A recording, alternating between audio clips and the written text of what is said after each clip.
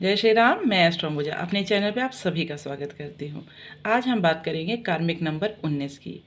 कार्मिक नंबर 19 का मतलब है जिसकी डेट ऑफ बर्थ में 19 आता है, या जिसके मोबाइल नंबर में 19 आता है, या जिसके अकाउंट नंबर में 19 रेपिटेटिवली आता है, या जिसके नाम का जब हम एनालाइजेशन करते हैं उसमें 19 आता है, तो वो सारे कार्मिक नंबर 19 से गवर्न होते हैं।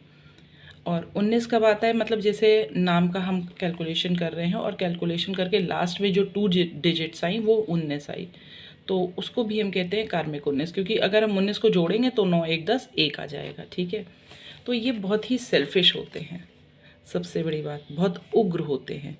तो क्योंकि ये सेल्फिश होते हैं इस वजह से इनमें कई सारी चीज़ें देखी जाती हैं। ये दूसरों का साथ नहीं दे पाते, किसी से हेल्प ले नहीं पाते हैं, और अपनों को ज़्यादातर नेग्लेक्ट करते हैं। इस तरह की ट्रेट्स या इस तरह की विशेषताएं इन लोगों में ज़्यादातर देखी जाती है।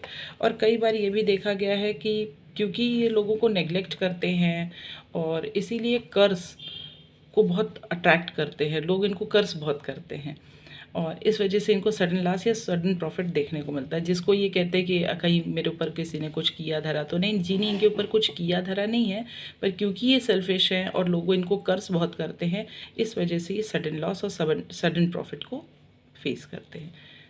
तो जो कार्मिक 19 वाले हैं उनको एक स्पेशल रेमेडी है, और वो परोपकार और सेवा है।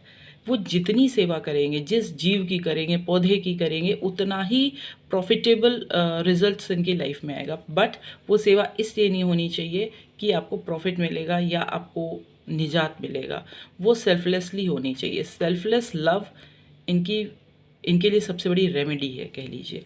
मतलब किसी की सेवा करें तो उसमें कोई भाव ना देखें, किसी की दवा में मदद कर दें, किसी के जैसे कभी हाथ पैर में मीठा दर्द हो रहा है तो उसको दवा दें। मीन्स फिज़िकल सेवा, इमोशनल सेवा, इकोनॉमिकल सेवा, जो भी ये कर सकें वो करें।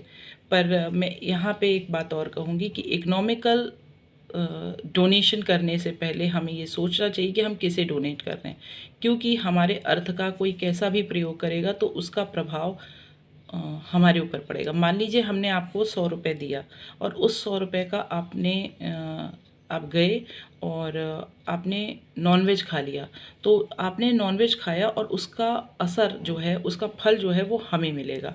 इसलिए पैसे के दान करने से पहले बचें या सावधानी बरतें।